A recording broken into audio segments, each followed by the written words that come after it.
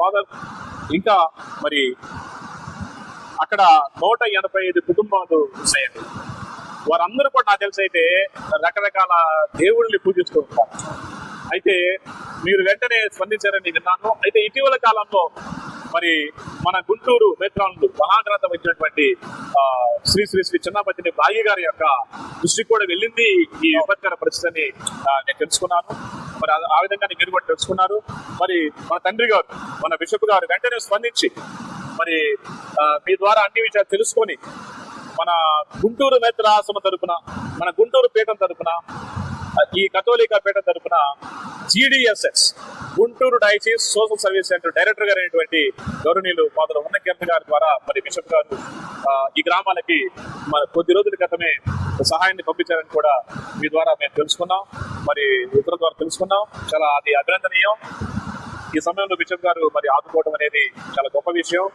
మరి అదే విధంగా ఆ తర్వాత మరలా విచారణ తరపున మీరు కూడా మరి విచారణ గురువులు కానీ, మీరు కానీ, మీ సహాయకులుగా మీ యొక్క సంయుక్తంగా మీరు కలిసి విచారణ ప్రజలతో కలిసి మీరు కూడా గొప్ప కార్యక్రమాన్ని, మరి సంక్షేమ కార్యక్రమాన్ని అక్కడ నిర్వహించాలని కూడా మేము తెలుసుకున్నాం. మరి అయితే అటు సోషల్ సర్వీస్ సెంటర్ తరపు డైరెక్టర్ గారు చేసే ఇప్పటికే, మరి ఫాదర్ గారు కూడా అక్కడ ఎంతగానో చేసి ఉన్నారు. మీరిద్దరు చేసిన తర్వాత మేమేం చేయగలం అని ఫాదర్ గారు అడిగినప్పుడు ఇప్పుడు వారికి ఎమర్జెన్సీ నిత్యావసరాలు సదుపాయాన్ని ఫాదర్ గారు మరి వారు సమకూర్చి ఉన్నారు. అటు గవర్నమెంట్ వారు కూడా సాయం చేసి ఉన్నారు. అయితే ఇప్పుడు వారికి కావాల్సినది అత్యవసరంగా ఏమిటంటే ఫాదర్ గారు అడిగితే ఫాదర్ గారు అన్నారు వారికి దోమతెరలు, మస్కిటో నెట్స్ అనేది వారికి అత్యవసరం అని చెప్పారు. అదే కరెంట్ లేదు, క్యాండిల్స్ కావాలన్నారు. మరి భయంకరమైన దోమలు ఉన్నాయి. మరి జెట్ కాయిల్స్ కానీ, మ్యాచ్ బాక్సులు కానీ ఇవన్నీ వారికి ఈ సమయంలో అత్యవసరం అని చెప్పేసి ఫాదర్ గారు తెలియజేశారు.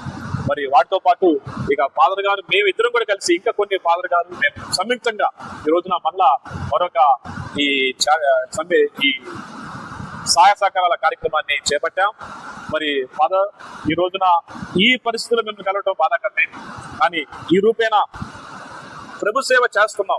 ఆ రోజున ఇప్పుడు నీటి ప్రయాణం చేస్తుంటే ప్రభు తిబెరియా సరస్సులు, గలిలియా సరస్సు తీరాన మరి ఆయన పడవలో వెళ్ళడం, అనేక ప్రాంతాలకు వెళ్ళి ప్రజల యొక్క బాధక సాధకలు తెలుసుకోవడం, వారికి ఓదార్పునివ్వటం, ధైర్యాన్ని ఇవ్వటం, ప్రజలతో నిత్యం ఆయన ప్రభు ఉండటం, ఆ సువార్తలు చదువుకుంటే మనసు పులకరించిపోయేది.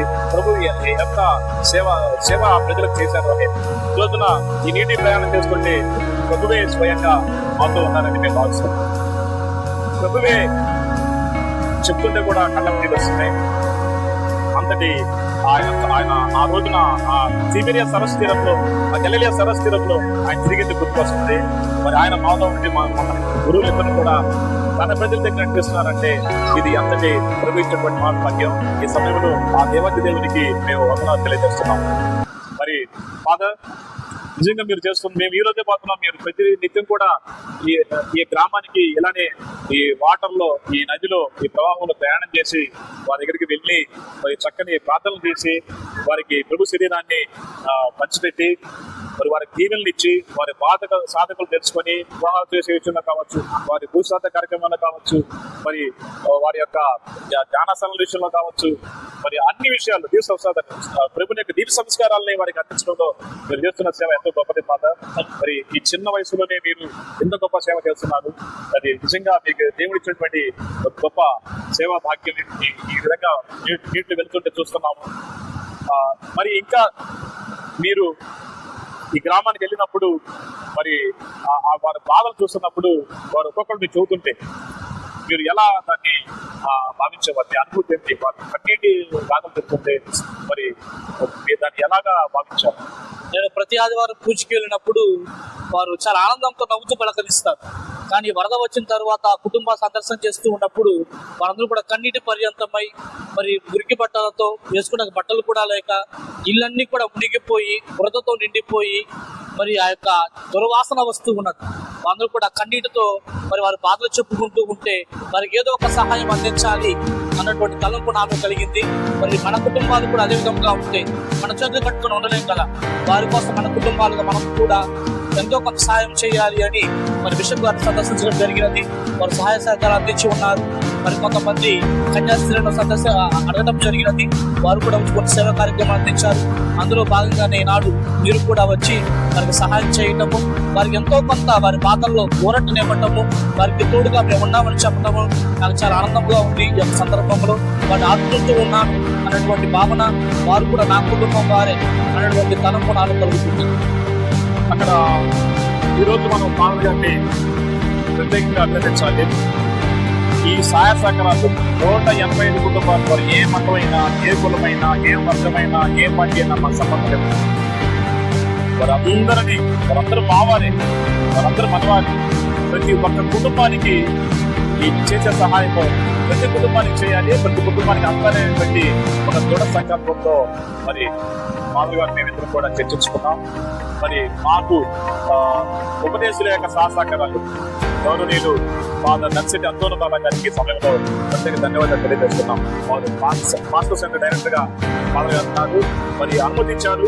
అడిగిన వెంటనే ఏం పర్వాలేదన్నయ్యా, నేను ఉపదేశాలు పంపిస్తాను, మీకు వారు సహాయ సహకారం అందిస్తాను, నేను అనుమతిస్తున్నానని మరి ఫాదర్ అంతోను బాబా గారి సమయంలో వారికి చాలా థ్యాంక్స్ చెప్పాలి. Thank you father. ఈ సపోర్ట్ మరి ఫాదర్ గారు అన్నారు, ఫాదర్ ప్రతి కుటుంబాన్ని మనం ఆడుతున్నాం, మన సహాయ సహకార అని చెప్పేసి ప్రతి ఒక్కరి దగ్గరికి ఈరోజు జ్ఞాపకం. ఈ రోజున మేమే కాదండి, గుంటూరు నేత్రాసనాన్ని చూసుకుంటే యావత్తు నేత్రాసనం అంతా కూడా కొంతమంది గురువులు లేదా చాలా మంది గురువులు అందరూ రాలేకపోయినప్పటికీ కొంతమంది గురువులకు సంబంధించి వీరికి నా సహాయం అందిస్తారు.